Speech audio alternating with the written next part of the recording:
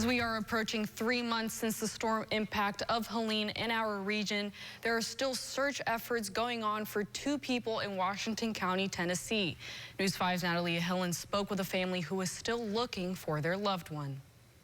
Steve Cloyd was a devoted husband to Keli Cloyd, father to his 2 sons, Matt and Cameron, and grandfather to Victor and Levi, with a grandbaby on the way.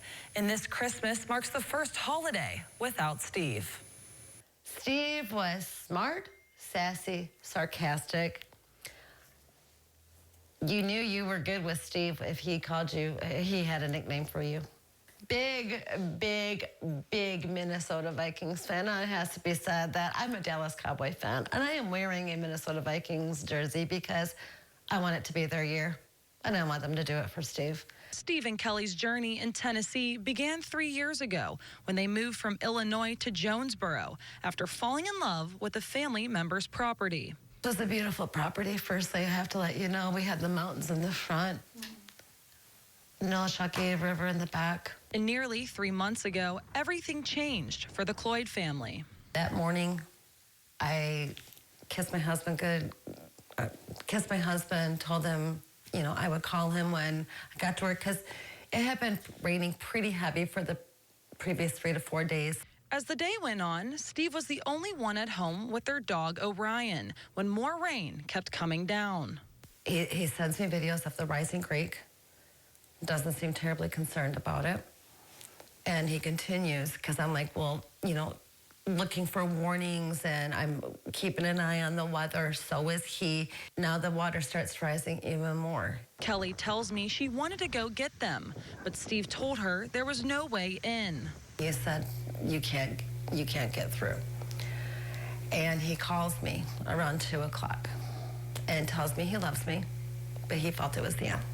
And as the water kept rising, it did not leave Steve with many options. He told me that he and Orion, he took them to the Jeep, which was outside because now the basement starts flooding. It's now starting to breach the upstairs. Power's still on. That's why he wanted to get out of the house. Once Steve got into the Jeep with Orion, he tells Keli, Jeep won't start. His cell phone battery dying fast too. Steve's last text to Keli was at 2:48 p.m., saying on the move. He says on the move, which I knew meant the Jeep was moving. In the meantime, I'm calling 911 saying he's in the Jeep, he can't get himself and the dog out, we need help. After this tragedy occurred, the Cloyds were told emergency crews tried to find Steve and Orion, but had no luck. We were told after the fact that boats did come out there and they attempted to reach him, but to no success. They couldn't find Steve, they couldn't find the Jeep, nor could they find Orion. And on September 29th, Keli tells me she received a text. Orion's been found 3 miles down from where the Jeep was, 3 miles down. And she's alive. She's plucked out of the Nolashockee River by a wonderful lady named Nancy. Steve and Keli's 2 sons, Matt and Cameron, immediately drove to Tennessee to start looking for their father. And on September 30th, 2024. My sons are finally able to access the area where the Jeep is. They find the Jeep. They go to the Jeep. It was 3/10 of a mile away from where we lived. 3/10 of a mile. Now that Orion and the Jeep were found, the search was on to find Steve, which she says was challenging. I believe the county sent people out immediately. They weren't out there long. And there was a private individual that came out there doing search efforts, trying to get a hold of EMA. Keli says for more than 2 months, search crews tried reaching out to the Washington County, Tennessee EMA about getting permission to come in and help with search efforts, but still no answers. Especially if any digging has to go on. So if these crews want to come in and they want to be official, and they can only do this with EMA assistance. However, Keli tells us that Washington County, Tennessee EMA did spend 2 days during the Thanksgiving week searching for Steve.